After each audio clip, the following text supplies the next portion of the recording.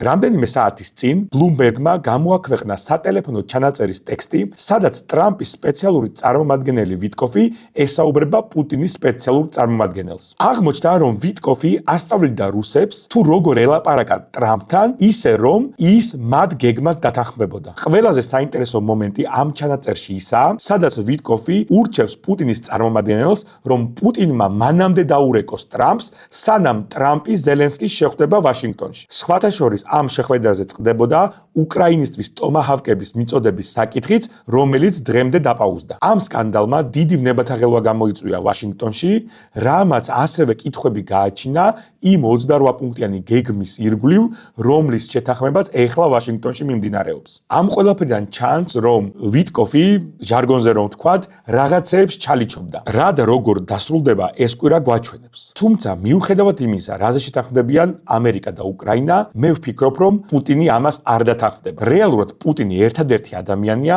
რომელსაც ნამდვილი მშვიდობა არ სურს.